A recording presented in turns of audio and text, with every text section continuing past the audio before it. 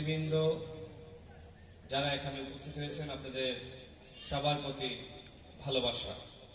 আমি স্মরণ করছি এলাকার যারা গণ্যমান্য ব্যক্তিবর্গ, যারা ইতিমধ্যে আমাদের ছেড়ে বিদায় নিয়েছেন। মরহুম আব্দুল জলিল শেখ, মরহুম সৈয়দ আলী হাজি, মরহুম আব্দুল সাত্তার মিয়া, মরহুম নুরুল আমিন মাস্টার সহ যারা আমাদের ছেড়ে বিদায় নিয়েছেন এবং এখানে যারা আছেন, আমি আপনাদের সবার জন্য দোয়া করি এবং আমার জন্য দোয়া চাই। আমি আজকে খুব বেশি বক্তব্য রাখবো না।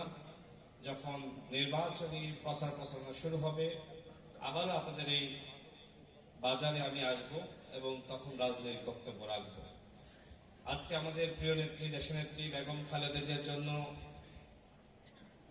দোয়া মাহফিল এবং এই দোয়া মাহফিল আমাদের এই অঞ্চলের বিএনপি নেতৃবৃন্দ যারা আয়োজন করেছেন, আমাদের আলিম ভাই, আমাদের অন্যান্য নেতৃবৃন্দ স্বপন ভাই সহ এখানে আমাদের কালাম চেয়ারম্যান সাহেব বক্তব্য রেখেছেন, রেজাউল ভাই উপস্থিত আছেন, মিলন ভাই যুব দলের সদস্য বক্তব্য রেখেছেন, আরো অনেকে বক্তব্য রাখার সুযোগ পাননি। সবার নাম নিতে গেলে সময় লাগবে, যে কারণে আমি ক্ষমা চেয়ে নিচ্ছি।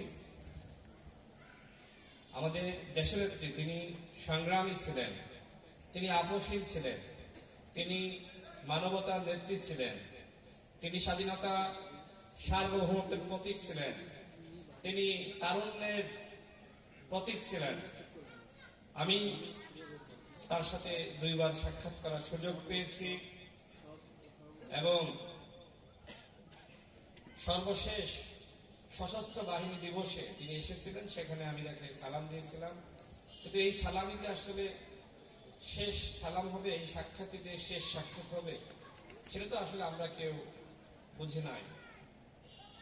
তিনি যে সময় কারারুদ্ধ হন, সুস্থ স্বাভাবিক অবস্থায় পায়ে হেঁটে হাসি মুখে তিনি কারাবরণ করেছিলেন। কিন্তু যখন তিনি গণঅভ্যুত্থানের পরে আমাদের মাঝে আসেন, আমরা তাকে হুইল চেয়ারে পেয়েছি, অসুস্থ অবস্থায় পেয়েছি। তিনি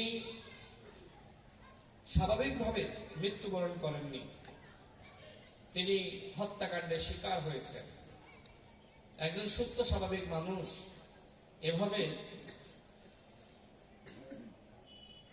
দুঃখিত, একজন সুস্থ স্বাভাবিক মানুষ তিনি কারারুদ্ধ হলেন, এরপরে তিনি অসুস্থ হয়ে ফিরলেন।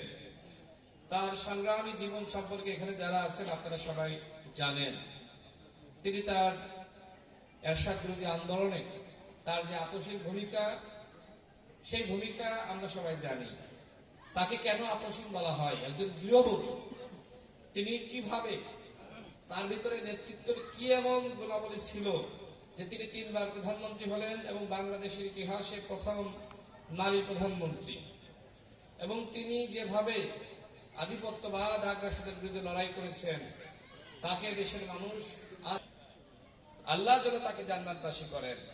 তিনি আমাদের ঝিনাইদহ 4 আসনে একাধিকবার এসেছেন। আপনারা কাছ থেকে তাকে অনেকে দেখেছেন না? দেখেছেন তো? এবং এই মুহূর্তে বিএনপির নেতৃত্ব দিচ্ছেন জনাব তারেক রহমান, শহীদ প্রেসিডেন্ট জিয়াউর রহমান এবং সাবেক প্রধানমন্ত্রী দেশনেত্রী বেগম খালেদা জিয়ার সুযোগ্য সন্তান। আপনারা এখানে অঞ্চলের মানুষ যারা উপস্থিত হয়েছেন, আপনারা তার নেতৃত্বের উপর আস্থা বিশ্বাস আমাকে আপনাদের কাছে পাঠিয়েছেন। তিনি একজন যোগ্য নেতৃত্ব।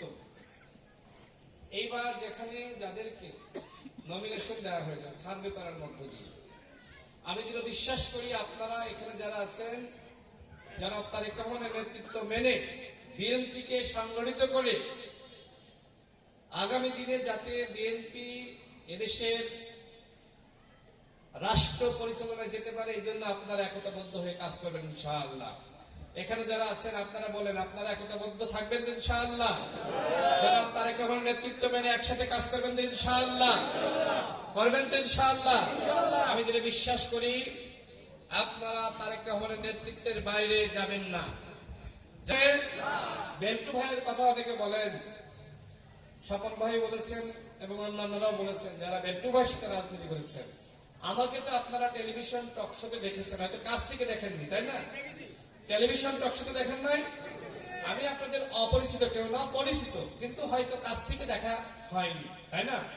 তো এখন ইনশাআল্লাহ আপনাদের সাথে আমার দেখা হবে।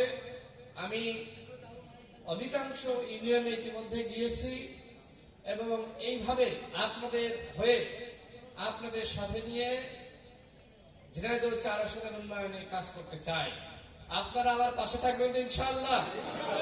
আপনারা পাশে যদি থাকেন, আমি যদি বিশ্বাস করি ঝিনাইদহ 4 আসন হবে বাংলাদেশের মধ্যে সবথেকে সমৃদ্ধ আসন, মডেল আসন এবং 1 নম্বর আসন। শিক্ষার উন্নয়ন, চিকিৎসার উন্নয়ন, কৃষির উন্নয়ন, রাস্তাঘাটের উন্নয়ন। আমি দেখেছি যে এই অঞ্চলের সবথেকে বড় সমস্যা রাস্তাঘাটের সমস্যা। সুতরাং এই সমস্যাগুলো আমরা আপনারা সবাই মিলে ইনশাআল্লাহ সমাধান করব।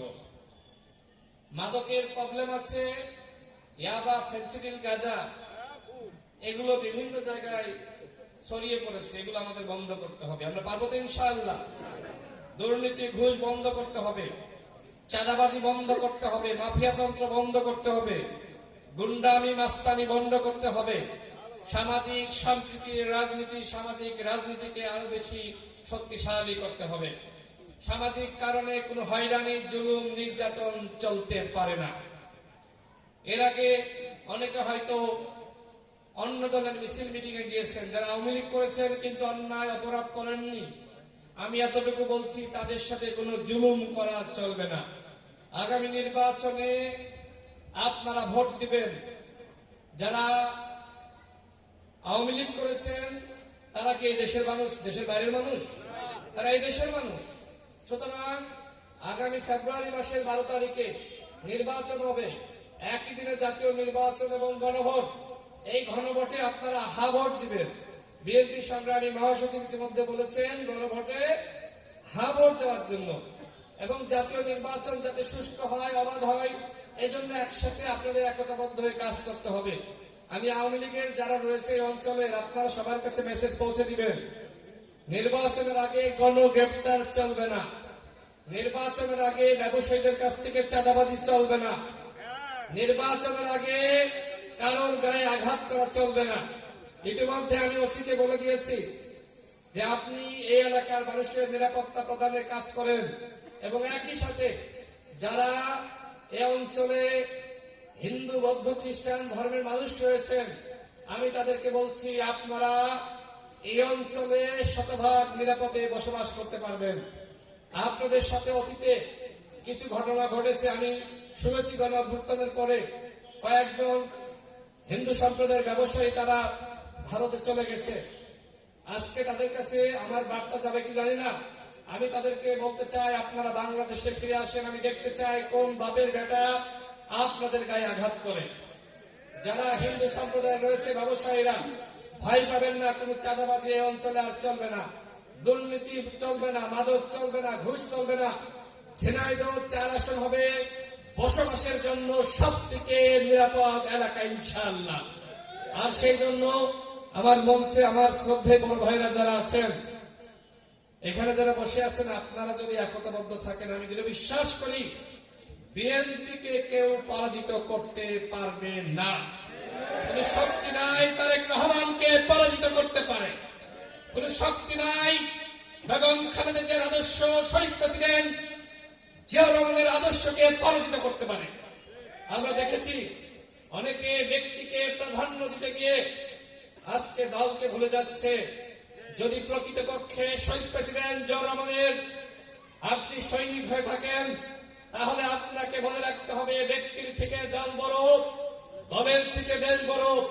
ভুলে যাবেন না আজকে আপনার যে পরিচিতি বিএনপির কারণে, ভুলে যাবেন না আজকে মানুষ আপনাকে যে নেতা মানছে বিএনপির কারণে। সুতরাং যখন আপনার নামের আগে থাকবে না যে আপনি বিএনপির নেতা, তখন স্যালুট দেওয়ার লোক খুঁজে পাবেন না। সুতরাং বিএনপির বাইরে যাওয়ার সুযোগ নাই। জনাব তারেক রহমান যে সিদ্ধান্ত নিয়েছেন তার সিদ্ধান্তই চূড়ান্ত। এই সিদ্ধান্তের বাইরে যে বা যারাই যাবে জনগণ তাদেরকে প্রত্যাখ্যান করবে। ইতিহাস সেটি বলে। দোয়া মাহফিল প্লিজ। ইতিহাস, আমি আপনাদের উদ্দেশ্যে দোয়া মাহফিল যেহেতু হচ্ছে, আমি প্রথম এসেছি, রাজনৈতিক কিছু সামাজিক কিছু কারণে কিছু বক্তব্য আসে, যেহেতু আমরা এখানে রাজনৈতিক নেতৃবৃন্দ আছি, তো ইনশাআল্লাহ আমি চাইলে ঘন্টার পর ঘন্টা বক্তব্য দিতে পারি, সেই অভ্যাস আছে। যেহেতু আন্দোলন সংগ্রাম করে উঠে এসেছি, টেলিভিশন টকশো করি, টেলিভিশন টকশোতে অনেক বক্তব্য শোনেন, অভ্যাস আছে। তো আমি এতটুকু বিশ্বাস রাখি, ঝিনাইদহ 4 আসনে বিএনপির বিজয় হবে। ঝিনাইদহ 4 আসনে বিএনপির বিজয় কেউ আটকাতে পারবে না। আপনাদের প্রিয় নেতা তারেক রহমান এখানে আসবে এবং এই অঞ্চলে বিএনপির বিজয় হবে। এটা বিএনপির আসন, ঝিনাইদহ 4 আসন বিএনপির আসন। সুতরাং আপনারা ঐক্যবদ্ধভাবে কাজ করেন। আমাদের প্রিয় নেত্রী দেশনেত্রী বেগম খালেদা জিয়ার জন্য সবাই দোয়া করবেন। এখানে যারা এসেছেন আপনাদের কাছে দোয়া চাই। এখানে আমার মা বোনেরা অনেকে হয়তো দূর থেকে বক্তব্য শুনছে, আপনাদের প্রত্যেকের ঘরে মা বোন আছে না? তাদের কাছে বলবেন সাবেক প্রধানমন্ত্রীর জন্য দোয়া করতে। এবং আমি বিএনপি মনোনীত প্রার্থী মোহাম্মদ রাশেদ খান, আমি আমার মা বোনদের কাছে আপনাদের মধ্য দিয়ে দোয়া চাই, তাদের কাছে আমার সালাম পৌঁছে দিবেন। আমি তাদের জন্য আপনাদের কাছে সালাম জানাচ্ছি। আসসালামু আলাইকুম। এবং আজকে আমি আমার বক্তব্য শেষ করছি। বাংলাদেশ জিন্দাবাদ। আপনাদের সবাইকে ধন্যবাদ। আসসালামু আলাইকুম। ধন্যবাদ।